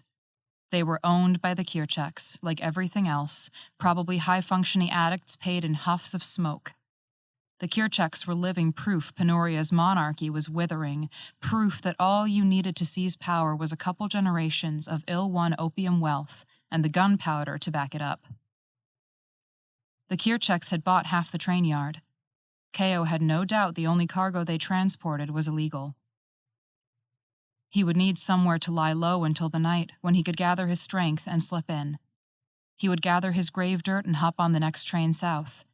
He could put this damn city behind him once and for all, and then the entire continent. He fumbled in his pockets as he made his way to the city. His legs had a curious, clunking rhythm to them. He moved slowly and uncertainly, still unsure how the joints knew to bend. He withdrew his sunglasses, breathing a sigh of relief as he saw they were unharmed. other than that traitorous little crack that Order Arcanist had inflicted. He fit them over his eyes, frowning as his finger touched lank, greasy strands of hair. That would be the first part of his promise to fulfill. He would burn these wretched clothes and scrub his skin raw until the taste of dirt left his mouth. Ko took his old route out of the train yard, clambering over a fence and trying not to get the gears of his legs caught on the barbs, slipping in the space between two buildings to emerge onto the slopes. Vuel was constructed on the hillsides of a towering mountain range, putting the entire city at an angle. When snow melted or it rained, dirt and sewage and coal dust flowed down the gutters of the heights and splashed onto the muddy cobblestones of the slopes. Ko's breath barely frosted the air as his feet found their familiar track through the winding alleys, pressed against leaning, gable-roofed houses and canvas awnings weighed by rainfall. It was nearly autumn after all, and the seasons always chilled faster the further north one traveled. Ko's breath barely frosted the air as his feet found their familiar track through the winding alleys, pressed against leaning, gable-roofed houses and canvas awnings weighed by rainfall. It was nearly autumn after all, and the seasons always chilled faster the further north one traveled. Ko rounded a corner street and stopped dead. Footsteps cracked the frost as Infernal stepped beside him. "Ah, you're here." Ko's mouth went dry. He couldn't muster the strength to block Infernal. He stumbled into the square. Kirchek House looked over a grandiose stone fountain running dry. A wrought iron fence still protected the house's yard. Ko approached it as if in a dream. He blinked. His thoughts tripped over themselves as his eyes tried to cry. He couldn't, of course. He hadn't cried since dying. Ko stared with tiny, shuddering breaths at the dead remains of a garden. The marigolds had all withered away to nothing. The house's windows were dark, shuttered, and broken. Infernal sucked its teeth. "It's a shame." "Shut up," his voice came out shaky. Infernal shot him a pitying look. "Come now, don't pretend to have forgotten the cruelty of the world. Go ahead, blame me for this world's ills. Tell me Antoine Kirchek was a servant of the shadow. No, he was a man, sick on power, fat with greed." Ko tensed like a coiled spring as Infernal drew closer, whispering in his ear with Hal's voice. "He killed a little girl, your sister, for no good reason at all. And he never faced justice. He moved a city over and got his wife pregnant and gave Vuel to his nephew like a piece of property. Shouldn't he pay?" Ko exhaled slowly.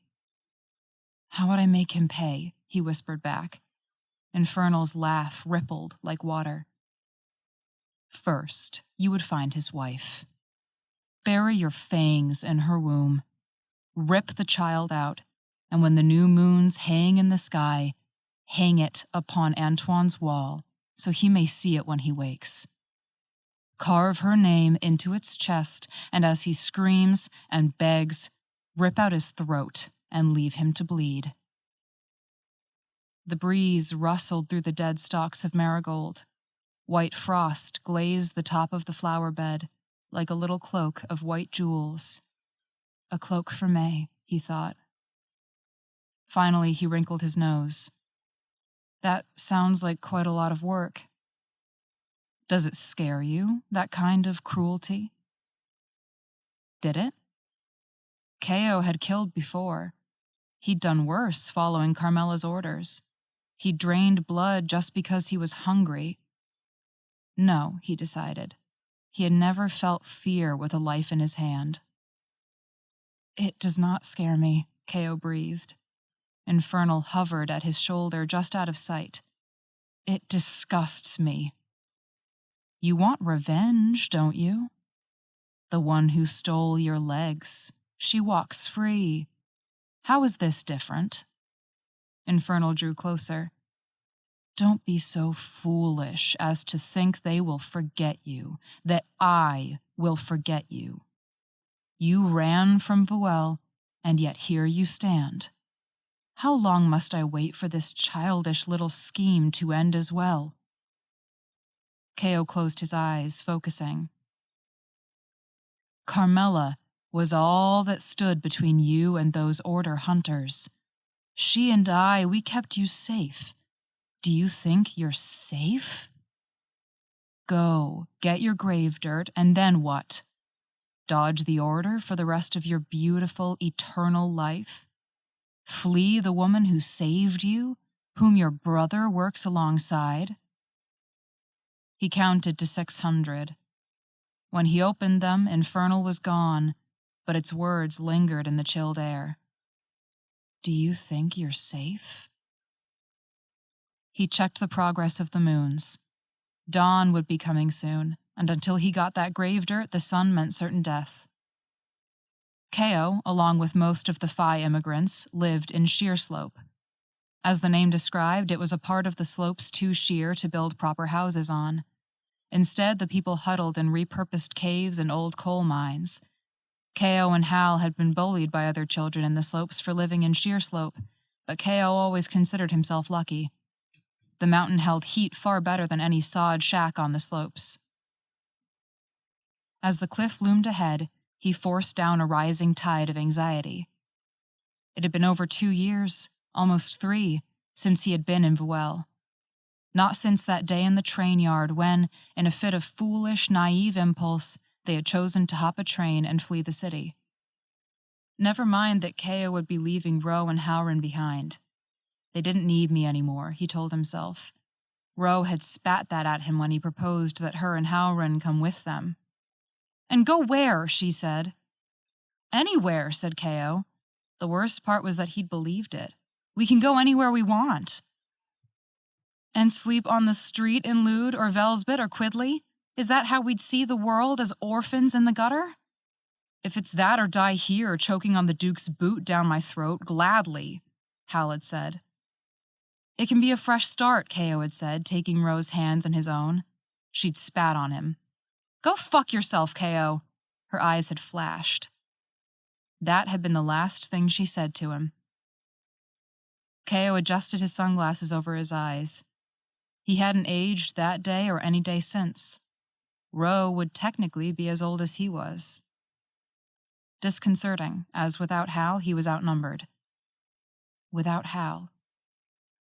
"You needn't grieve," Infernal murmured, returning in his lapse of focus. "I'm still here." Keo scoffed. "You're not here to help me. You're here to brag." A clang sounded 10 feet to his right as a woman opened the door to her home and tossed a chamber pot into the street. "I'm not of use to you. You said it yourself," Keo continued. The woman shot him an odd look, retreating into the house. "Oh, I love all my children." "Not equally." "What parent does?" Keo rolled his eyes, coming to a stop beside the cliff. He eyed the modest brown door set into the rock, noting the height notches carved into the wood. His eyes hovered over Maze, stopping before they reached 5 feet. "Well," Infernal said, hands shoved in the pockets of his brown leather duster, dressed exactly as Keo had last seen Hal. The lengths it went to impersonate were unnerving. "Are you going to knock?" "No, I'm going to stare at the door until it opens on its own." "Is that the strength you hope to steal from your grave bed?" Infernal chuckled as Keo glanced at it. "Yes, I know all about your little plan. We share a mind, remember?" "Not for much longer." "Do you know the effort it takes to block me out, especially for one as weakened as yourself? You haven't fed properly in weeks." Keo was painfully aware of that. If he got enough human blood, he wouldn't have to shy from sunlight as much, and the light of the twin moons wouldn't burn like a midsummer's day. "It's a shame I can't feed on you." Infernal laughed. "You do have fangs. Good. I was afraid they may have dulled from disuse." It was uncanny how Infernal spoke words like the ones Hal would use, even told jokes like he would, yet something about its tone wasn't like Hal at all. The cadence was strange, the emotion too false, the words all wrong. Ko closed his eyes, steadying his breaths. The door slammed against the rock. His eyes flew open. The click whir of a revolver's barrel, bullet slipping into place. Gunpowder sparked, the hammer cocked, and the holder in the doorway took 2 breaths, quick and afraid. Ko pivoted. The bullet whistled past him. 2 steps and he was flattened against the cliff. The shooter in the door, short, with long dark hair, pale skin, stepped into the street. Another click whir. She turned, moving further from the door as she fired again. The bullet showered him in fragments of stone. His legs creaked as he sprung closer to the door. If he could get inside, shut the door, maybe the shooter would be slowed. He grabbed the iron handle of the door, pulling it with him as he tried to get inside. His head jerked to the right as he heard the gun fire. Wind touched his cheek, but nothing else. The shooter's eyes flashed in the moonlight as they advanced, revolver held in front of them. Ko slammed the door as the next shot splintered the wood. A shard grazed his cheek. He hissed. He yanked the shard out before it could burrow deeper. Wood burned worse than gunpowder. 5 feet behind him, a heartbeat thudded. Someone drew breath. Ko instinctively ducked again, taking in well-stocked shelves and the heat of the crackling hearth to his right as his legs crumpled unnaturally, almost knocking him off balance. He cursed their strange weight. His skin tingled. No, not again. He reached for a bottle on the shelf to throw at the second attacker. His hand seized. He dropped the bottle. It shattered on the flagstones. Ko choked back a wail as he twitched his fingertips. His entire arm had gone numb. His new attacker was an arcanist. The door opened again and slammed shut. The shooter latched it with a bolt of heavy iron. Ko gritted his teeth against the divination, controlling his remaining limbs as his breaths came fast and short. No, he moaned, legs carrying him against the wall. I still have my legs. They can't control my legs, he thought as he collapsed, taking down half a shelf with him. Stay, a boy's voice barked. It quivered with fear. Let me go, Ko forced from stiffening lips. Don't! His mouth went numb. His tongue lolled against his teeth. His sunglasses slipped from his nose. His hair fell, disheveled across his blurred eyes as he tried to focus on the 2 figures facing him down. You should have gone after Antoine, Infernal chided. Ko focused on breathing through his nose. Do you want to know what they'll do to you? A sound slipped from his lips as he tried to move. I know. I can tell you what they have planned. In, out. You need only to apologize. In, out. Promise you will never try to leave me again. The waking world was slipping away. Chapter 6. In nightmares, Ko could not hold Infernal back. It flitted through his memories, running like water through Haldreus's fingers. You two were quite close, it commented, as it carried him through a cloudy scrap of real life, of Ko's head on a hearth-warmed straw pillow, as Hal's grandfather grumbled stories of Urel in Phi, and huffed opium to the rafters, while Hal's mother was out and could not reprimand him. Ko didn't know he had this memory.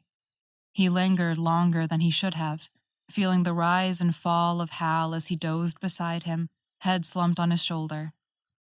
They were so small then. Or maybe the world had seemed so much bigger. Infernal pried the memory from his grip. Ko felt it dissolve into nothing. He was laying on Hal's bed, staring at the ceiling somewhere in his early teenage years. Hal's bed had been so much bigger. He had his own room. Snow swirled its first flakes out the high window. Ko watched them spin. Hal laid with his head at the other end, spinning a stylus around his fingers so fast it was a blur. And her hair, he exclaimed. It's soft and clean like a noblewoman, except she isn't some stuffy brat from the Heights. Many days had been spent like this. Hal's crushes were as often and consuming as they were brief. Most days, Ko was content to tease him. This day had been different. As Hal finished his rhapsodizing, he asked like he always did, "What about you? Seen anyone yet?" That was always how he said it.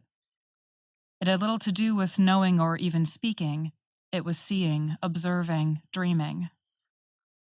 Ko watched the snowflakes spin and dreaded his walk home. He could have said what he did every week, but he had promised himself. "I don't think I like girls." He heard Hal shift, raising his head. The rattle of the stylus stilled. "Oh," he said. Then, "Do you like boys?" Ko shrugged his shoulders against the mattress. "I don't think I like much of anyone." He craned his head to look back at Hal. "Not like you do." Hal's brow furrowed as he thought through the concept. "So, you don't think girls are pretty?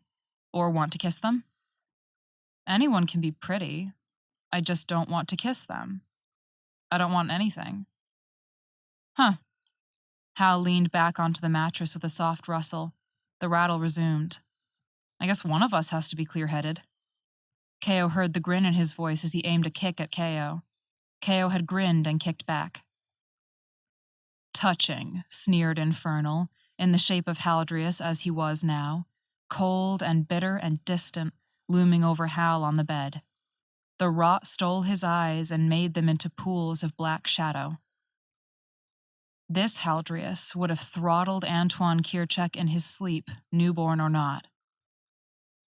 Was that how Ko would look? All his weakness turned to ice, jagged face and bloody fangs? "Enough," Ko murmured. The waking world tugged at him. Infernal smiled. "I'll be back." Ko opened his eyes. The barrel of a revolver pressed directly between his eyes. He took his first breath. Ropes bound his arms and legs to a chair. "Don't move," she said, pulling back the hammer. Ko's breath quickened. "Stop that," she said. "Stop what?" He made out the brown door visible just around the barrel. So he was still within his house. "Stop breathing?" "We know what you are. There's no use hiding." Ko could feel the absence of his sunglasses as strongly as his legs. He forced a laugh. "If I could, I would." "Soft." He tried to see around the gun at his captor, squinting in the pale morning light trickling through cracks in the drapes and stonework. Her voice was familiar. "I said don't move," she gritted out, "or I swear by the moons I'll blow your rotting brains out." Vampires heal. Though a shot in the head would definitely hurt enough to make him wish he were dead. "You can't heal with everything you are splattered across the wall." Ko had spent so long charming nobles on trains to Meridian and infiltrating high houses for Carmela that he'd forgotten the crassness of the common people. His people. "Can we please be civil?" "No." Crass, but straightforward. "You have nothing to fear. I know there is another, and I know they are a divinator. They could control me to do whatever they want." "Not your legs," came a second voice from somewhere behind the first. More timid, but less shaky. "They're metal, not flesh." Yes. Ko had nearly forgotten that unpleasant addition to his undeath. "Do you know how I lost them? An arcanist divinated me into the spinning spoke of a train wheel. I have a healthy respect for your arcana and no intention to hurt either of you." "You're a vampire," the woman insisted. "A cannibal." "If I were a cannibal, you wouldn't still be standing here," he snapped, losing patience.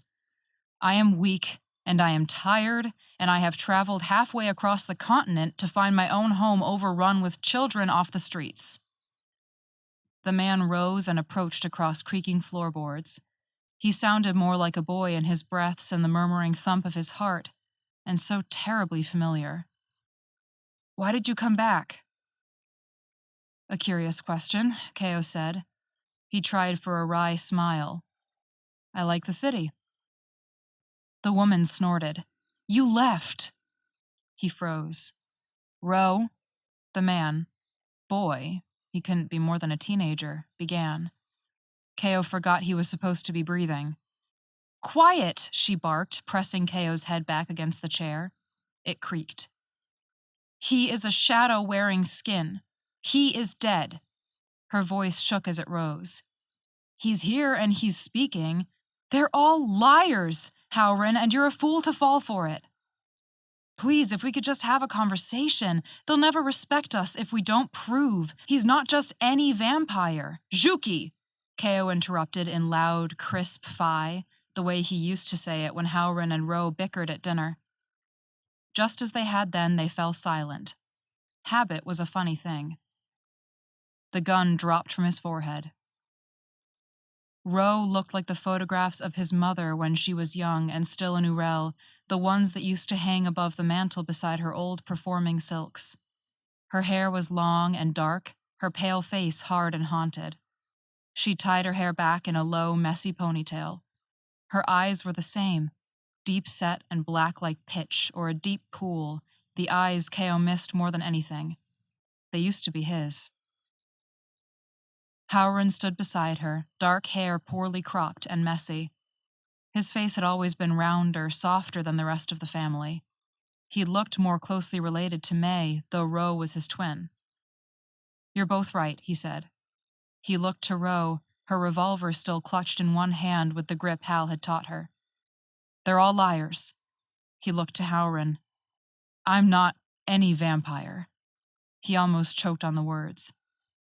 I'm still your brother. Ro's lip quivered. She looked so grown up now. My brother died. That was what the Order taught, wasn't it? Vampires were the Infernal's cruel mimicries of humanity. They could talk like them, even look like them, but their minds only ever had a singular desire. I did, Ko whispered. He swallowed. Haldreus brought me back. Ro's face twisted. She looked away, free hand twisting the black strap of suspenders under her dark vest. Ro had always looked up to Hal. She'd asked him to teach her how to shoot. She volunteered to help in every prank he ever played on Ko. He was only a witch, Howren said, brow furrowed. As if summoned by painful thoughts, Infernal stepped from the shadows behind Howren to watch, its smile turning Haldreus's mouth. How?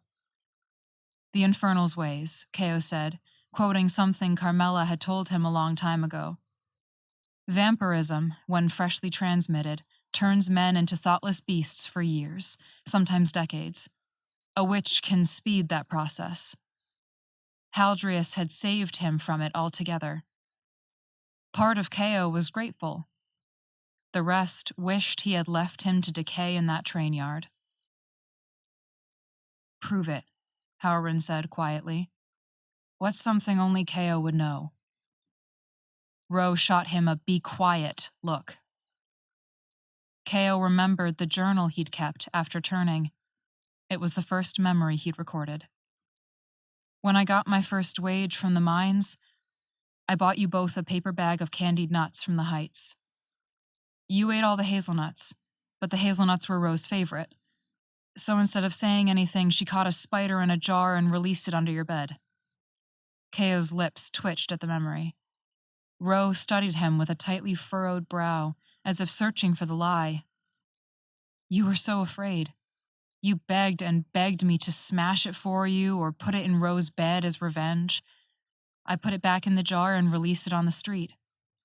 You made me promise never to tell Ro, because you didn't want her to know how much it scared you. Ro glanced at Howren, arms crossed. Well? Howren's eyes shone with tears. Then it's really you. Ko dared to smile. He wished he could cry, too. Yes, it's me. I'm here. I came back. I was on the wrong path. But I think I'm on the right one again. And Haldreus? Ro asked, voice thick. He's not with you.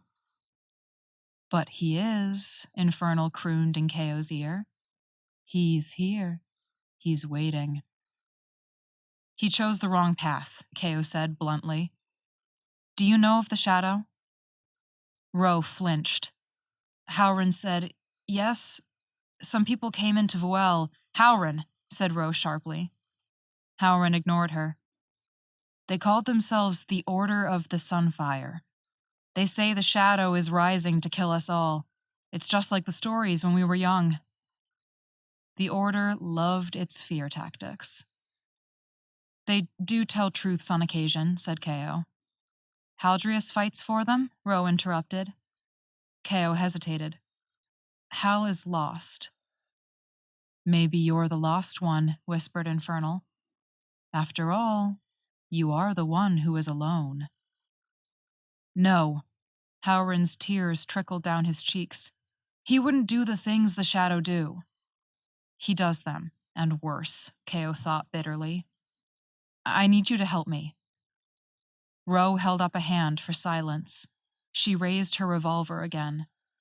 Please point that somewhere else, said Keo. I'll point it where I like.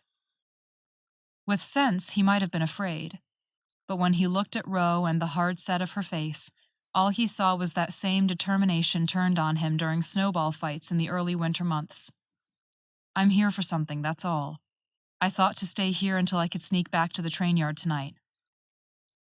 Why? He took a deep breath. Because my grave is there, and I need my grave dirt to survive the trip south to Arel. There are wards, ancient ones, cast to keep the shadow off its shores.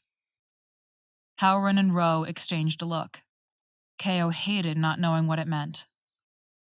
Too many years away, said Infernal in a sing-song impersonation of Haldreus. You're not even one of them anymore. Keo grit his teeth, pinching the connection shut. A weight lifted off his back with Infernal's disappearance. Ro looked at him like he was mad. That's why you're back? Too late, Keo realized his mistake. I didn't know you two were still here. Where else would we be? Where else would we go?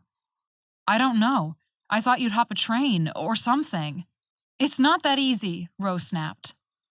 Howren found a way to learn Arcana in a nation that would behead you for asking about it, and you're telling me you can't leave? Won't, Howren piped up. Won't leave. We have money for tickets, we've got money for plenty of things. Keo looked between them. He had a bad feeling he knew where this was going. Don't tell me. Haldreus left an open position, Ro said, confirming his worst fears. Antoine Kirchek needed a runner good with guns. Keo groaned. Ro. They taught Howren divination, Ro argued. They kept us fed and warm. That's more than you ever did. May's body mulches their garden. Would you rather we join her? Keo bit his tongue. He disapproved, but voicing that would do no good. Besides, as much as he hated to admit it, he understood her. What would he have done? He had left too hastily. He knew that now, just from looking at Ro. He had been young and angry and idealistic. He'd been a child, really, drunk on his own taste of freedom. And he'd paid the price for it. I'm sorry, he whispered hoarsely. You know that, right? I'm sorry I left. Ro raised her chin defiantly. What matters is that you're here, said Howren. He looked to Ro. She didn't look back. The Kircheks own a lot of the train yard, but we can get you in. You can get your grave dirt and go south. Thank you. Keo offered Howren a smile. He didn't return it. Chapter 7. Howren hadn't looked him in the eye since he woke. Keo could not blame him. It turned his heart heavy with lead, knowing when Keo looked at him, red, hungry irises searched his dark eyes. What was left of him? Carmela had warned him that his memories would fade.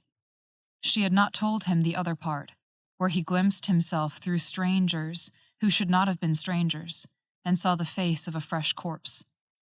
Or worse, the face Hal had worn in that dark clearing that haunted his nightmares, the face Keo knew he ought to learn to wear by now.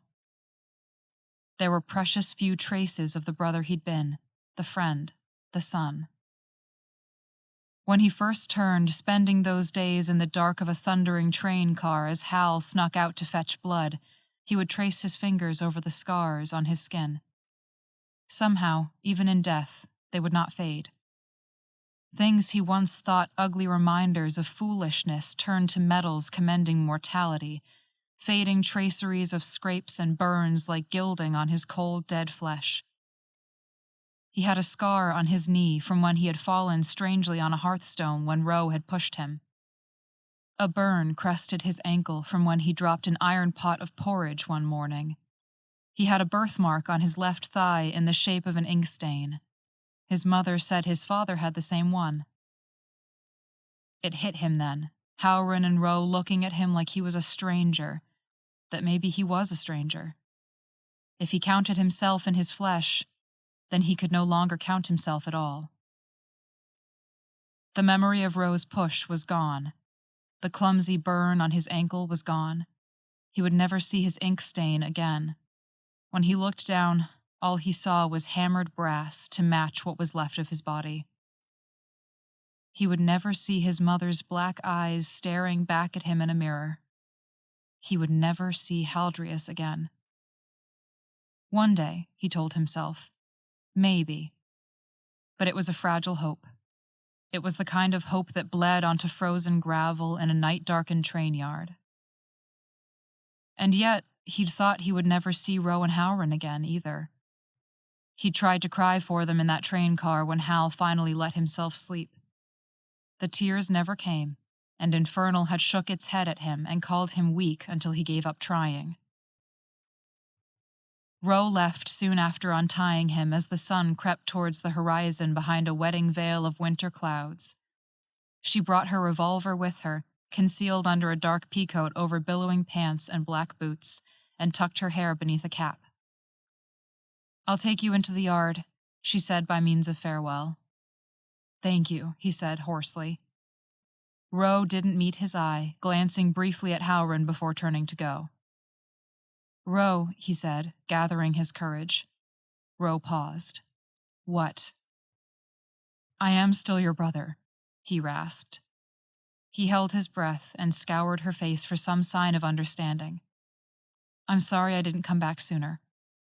I'm sorry I left. You really, really shouldn't have." Howren looked between them. "I know that now," said Keo. He reached for the perfect combination of words that might make her familiar again. She did not look at him, but she nodded. Without another word, she was gone. Keo exhaled. He would find a way to pay her back. He would find a way to help them properly this time. Maybe they could come with him to Orel. He felt a thrill at the idea, half excitement, half fear. He and Howren sat in silence for a time. Keo didn't have the courage to speak first. "Is it true?" Howren sounded like the boy Keo remembered. Keo massaged his wrists where the ropes had bound him, settling beside his brother as he stirred the embers of the hearth. The fire was hot, but he would stand it. In the light, he made out the ill fit of Howren's clothes, the ratty brown vest missing buttons, the dark undershirt, and reddish scarf. With a pang, Keo realized they were Keo's old clothes. "Haldreus." Howren's dark eyes glowed with the firelight. The shadows made him look older. "Is it true that he is Shadow? Like you?" "Yes," he said softly. "He's a spy in the Order." Howren's eyes widened. "Does he kill people?" "He plans to topple an entire country, Infernal guiding his hand and thought." "Haldreus has always done what he believes needs to be done," Keo said firmly. A presence brushed the back of his neck. "And what is it you believe needs to be done?" Infernal whispered in his ear. You think you can escape the continent? Kill the order brat that stole your legs? You could barely kill a fox. You couldn't avenge your own sister. Ko fisted his hands. Is he a bad person? Howren whispered. No. That was the worst of it. For all he had done, Ko could not find it to be angry with him. Haldreus is a good person, but he's misguided. Perhaps someday he will find his way out. Couldn't you have helped him? Ko winced. I'm sorry, Howren said hastily. Ko heard the rise of his heartbeat. He was afraid. No, don't apologize. I did everything I could do. Now I need to take care of myself. Ko smiled at him. And you, and Ro. It would make me very happy if you came with me to Arel. Howren studied the fire. I barely speak Fi anymore. I could teach you. I don't know the cities there. Neither do I. Howren smiled, and all those years melted away. I'd like that, he whispered, tears shining in his eyes. He wet his lips. But the door slammed open. Howren jumped away as Ro stormed inside, kicking slush off her boots. We're clear, she said, tightening her low ponytail. Her eyes danced briefly to Howren, then away. We need to be quick. Ko stood and stretched. His muscles stiffened so easily, all too eager to resume their role as decayed corpse. Howren threw on a heavy coat. He twisted his fingers like he did when he was nervous. Ro kept a swift pace. Ko had no trouble matching it, though Howren lagged slightly, twitchy with nerves. Ko searched for the right words. I was speaking with Howren, he said under his breath, and I wanted to ask you as well. He waited. Go on. Would you like to come to Arel with me? Ro glanced at him, shock flitting across her face. I've made mistakes, he continued. I've always regretted it. Not a day has gone by that I haven't missed you and Howren and my life. I want to make things right. Please, let me make things right. She was quiet for a long moment, chewing her lip. Her pace slowed as they passed the Kirchek house. At last, she spoke, slowing her pace. When you and Hal left, I hated you. I'd hoped you were dead. Her eyes were glassy. Then I told myself you were. It felt good. It felt like justice for leaving us behind. He winced. And I was right, she said, and I wish I wasn't. You're worse than dead. You're cursed, he finished. He drew ahead of her, forcing her to stop as they came to the fence around the train yard. Would it help you to know that I feel the same? Part of me wishes Haldreus never turned me. But I can't change that. All I can do is make do with what I have. Please tell me you see that. Please tell me you don't look at me and see a monster. All I can do is make things right. She smiled, tightly, almost painfully, but she smiled. You will, Ko. Everything will be right again. I'll make sure of it. You'll come? His heart soared at her tiny nod. This was beginning to feel like less of an ending and more of a fresh start, a second chance at a life. A lantern glowed gold on the other side of the fence. Ko put his sunglasses back on as the Kirchek man he had spotted earlier that day patrolling the train yard approached. Minji's? He asked gruffly. Ko hadn't heard his family name in a long time. Oliver, Ro greeted. This your brother? Oliver jerked his chin at Ko. Ko tensed. Both of them, Ro called. Howren shifted his weight. Are you going to let us in? Oliver looked Ko up and down warily. You're the one? What lie had Ro told? He looked at her for help, but she ignored him. Howren stared firmly at the ground. Yes, that's me. The one. Right then. Oliver meandered to the gate, lantern waving in one hand. His key jangled in the lock, and he hauled the fence gate open. Ko followed behind Ro and Howren. In the corner of his eye, hidden in the dark, Oliver made the symbol of reverence to Elbe. Keo hadn't seen anyone pray to Elbe since leaving for Stenramir in the south. Oliver led them through the train yard, and Keo wished he would turn that damned lantern off. Even with the sunglasses, it blurred the darkened yard past recognition. "Let me lead." Keo made his way to the front with a steady clunk of clockwork legs. He put enough space between himself and the lantern to see properly. The shapes of trains and overgrown crates and barrels loomed from the darkness. Heavy clouds obscured the moon's gentle burn. The back of his neck tingled. Keo stopped short, Oliver almost slamming into him. "Here," he said. He looked at Ro. "It's here." "How do you know?" Howren asked, eyes stretched wide to see through the night. "It's familiar," Keo said evasively, all too aware of Oliver watching him. Again, he wondered what Ro had told them. He looked back at the spot.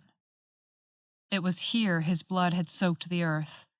He wondered for the first time what those first minutes had been like for Hal when he fell unconscious. He realized he didn't want to know. Keo knelt to brush his hands over the dirt. The tingle of magic was there, but it felt faint, masked. "I need a shovel." "Why?" Howren piped up. Keo stood, pulling a kerchief from his pocket to wipe the soil on his fingers. "The original spot has been covered." He glanced at Oliver. "What did the Kircheks do that needed new topsoil?" "We're graveling the yard," he said, haltingly. "Stop the weeds." Keo always thought the weeds were the prettiest part of the yard. "Get a shovel." Oliver glanced at Ro and receded into the dark. The air was tense, almost electric. Keo glanced at the sky. "Looks like it might storm." Ro and Howren weren't looking at him. A sour, uneasy feeling stirred in his gut. Before he could voice it, Oliver returned with the shovel. He broke the earth tentatively. "How deep?" Keo shoved his hands in his pockets. "Until I say stop."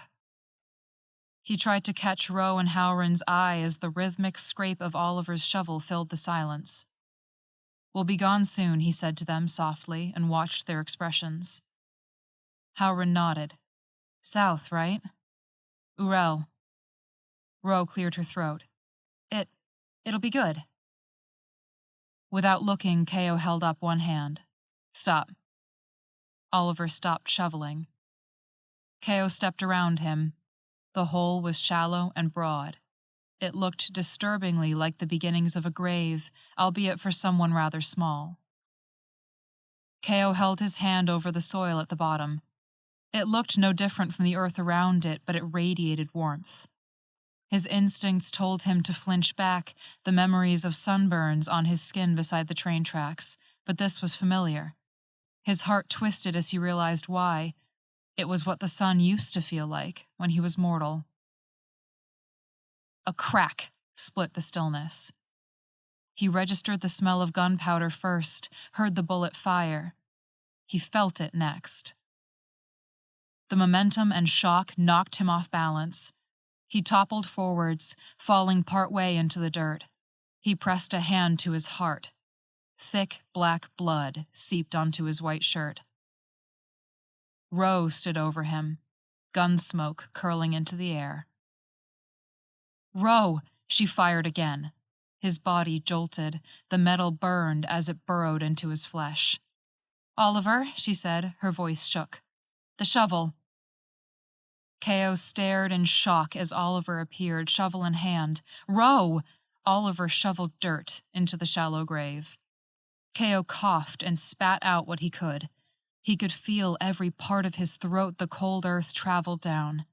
He'd never heard of a vampire vomiting. "You're not him," Ro said. It sounded as much to herself as it was to Keo. "My brother died. My brother died right here." The disgust in her face hurt worse than any bullet she could send spiraling into his still heart. "I'm not going anywhere with you." "I'm your brother, Ro!" Keo shouted as loud as he could, but Oliver was still shoveling. He scrabbled at the dirt rising, filling the crevices of his body. It would be a shallow grave. It would be more a mound. Please! Like a flower bed. Someday I will kill him, and I will tear the rot from this city with my bare hands. You're not, Rose spat. You're a liar. You're a monster. Row, Howren shouted, aghast. But he didn't move to stop her. The order told me what you were. How you'll say anything to get me to go with you. Urel, she said it like poison. She raised her chin, revolver pointed at his chest. They will take me south to Stenramir. They told me everything I need to know about your kind. Please, Keo gasped. Please, I would never hurt you, please. A man stood between Roe and Oliver. He wore Hal's face, but his eyes were black. It smiled and mouthed a single word at him. Soft. Keo went still. He heard his own words echoed back at him. That promise he had sworn in the mill sour on his soil-soaked tongue. Infernal smiled and smiled and smiled. Roe turned away, walking out of view. 20 feet away, Howren was speaking high and fast, but Keo wasn't listening. Oliver went to shovel. Keo lunged. The strength of his new legs took him aback. He had expected them to be weaker than that which vampirism had granted, but he was wrong. Hal had gotten him the best. Oliver dropped the shovel, shock registering on his face as Keo grabbed him by the throat. He slammed him against the door of the nearest train car. His head snapped back against the metal, and Keo slammed again until he smelled blood. Strength, Infernal crooned in his ear. You must be strong for what comes next. Rage coursed like blood in his veins. He buried his teeth in Oliver's neck. Oliver screamed and thrashed, but Carmela's lessons returned quickly. Keo pulled back, ripping out a chunk of flesh, and slammed a kick into Oliver's chest. He slid down the train, moaning. Keo tasted his blood again. It burned his tongue, hot and sweet, like liquid caramel. Roe sobbed, shoving Howren behind her. Howren didn't protest, mouth hanging agape as Oliver's blood seeped into the topsoil. Keo ducked as Roe's next shot splintered the metal over his head. He leapt to the right as the second and third collided where Oliver had stood moments before, now a cold corpse slumped in the fresh-turned earth. Roe pulled the trigger again and again. It clicked on an empty chamber. She tried to kill you, Infernal whispered. Keo was moving before he could stop himself. Roe fell to the dirt, screaming. She fumbled at her waist, a knife slipping through her fingers and across her palm. Keo smelled blood. Howren looked between them. Keo burnt with embarrassment and rage. He should have known Roe would never agree so easily. Part of him hoped Howren felt the same betrayal. He, at least, didn't seem to know Roe's plan. It seemed he knew his siblings less than he thought. No! Howren charged him. Keo's hands jerked to his own neck, one on either side.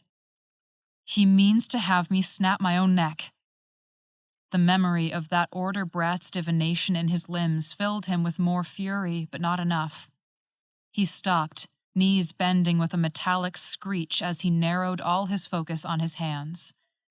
Howren grunted. Sweat beaded on his forehead as he approached. Roe dashed to his side. Keo screamed.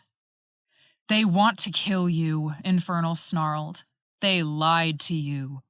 They mean to join the Order. They mean to kill your kind.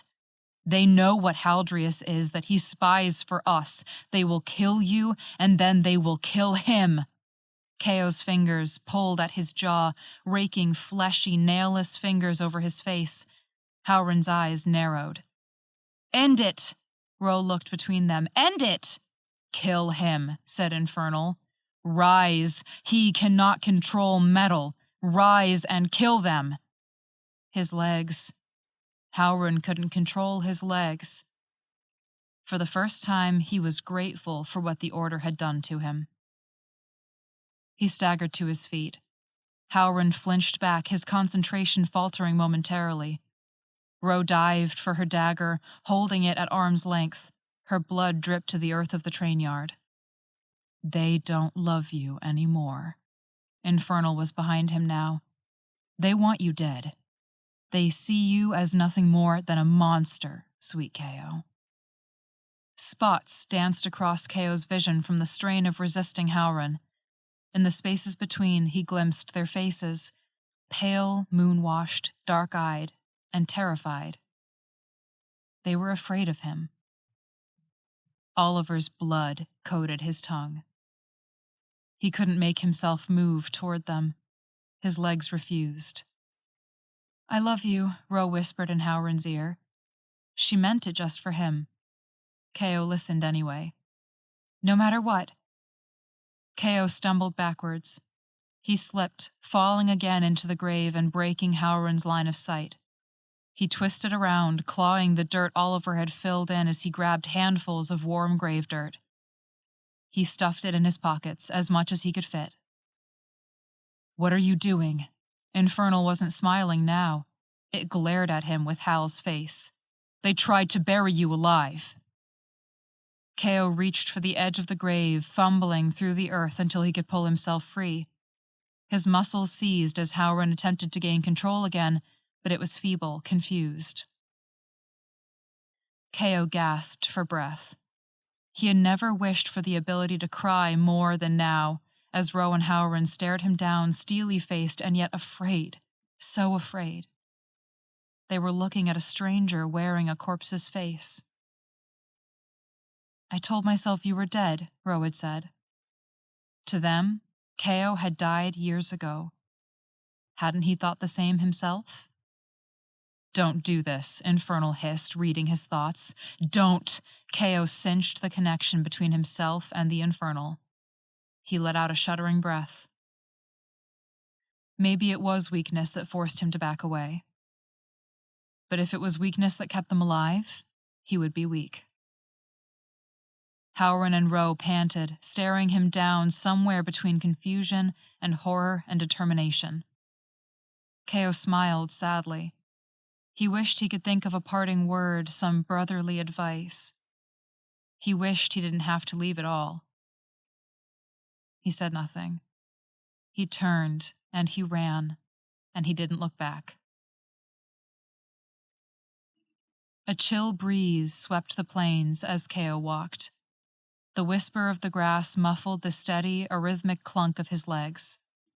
He was getting used to the weight, though his hips still ached in the twilights. Faint heat prickled his neck.